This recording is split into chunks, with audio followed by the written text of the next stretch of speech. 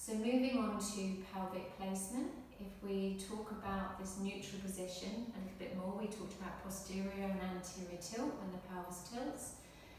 But we can use that to just get a little bit more stability in the lower back by engaging the obliques, the second layer of abdominals. So if we change the hand position, thumb is on the lower rib, finger is on the hip bone, the bony part at the front of the body. You are now spanning the distance with your hands, the abdominal cylinder with your hand. So we do a breath in first. As you breathe out, this time we draw together the ribs and hips. The ribs sink, the hips come into a posterior tilt, the lower back flattens slightly into the mat. I'm going to do a breath in to hold that. And then as you breathe out, tipping back into neutral, tailbone goes heavy, ribs lift slightly. So breath in, as you breathe out, ribs and hips come together, you're stabilising here. You've got that little posterior tilt, that little bit of lumbar flexion, shortening these obliques. Breath in and breathe out to release back. So we do that one more time, so not squeezing your bottom, it's all about the abdominals working here, so almost shortening that front of you is the cue that you need, getting the finger and the thumb coming together slightly. Breath in and breathe out to release back. So we could test that you can hold this in what's called imprint position. It's an imprint of the lower back into the mat. You can imagine it like imprinting into sand. We could do this by adding on a knee fold or a knee drop to the side. So breath in first. As you breathe out, ribs and hips come together into your imprint. We're going to breathe in and just drop one knee to the side without the pelvis tipping. Breathe out to draw the knee back in. Breathe in and hold, and breathe out and release back. So the tendency can be for the pelvis to tip. So you could put your hands on your pelvis, just make sure you keep those knees in line with the hips. So it's a breath in. As you breathe out, ribs and hips connect, find your imprint. Breath in just to drop the knee out, keeping the pelvis nice and level. It doesn't matter how far you go. Breath out to release back in. So waiting through the other side can help. Breath in to hold and breathe out to release back into neutral.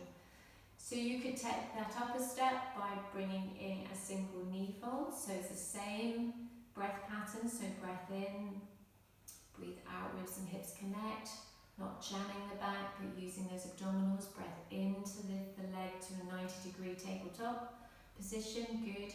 Breathe out to release the leg down. Breathe in to hold it there, and breathe out to release the ribs and hips away from each other. So we could do a double knee fold here, or a tabletop position, nice safe way of getting in. So breath in, breathe out, ribs and hips come together. Breathe in to float one leg up to your tabletop. Breathe out, keeping that imprint, second leg comes up. Ellie has a cast on, so it's even harder work here. Breath in to hold it there. Breathe out to release the leg down one at a time. On your out breath, keeping that connection all the time.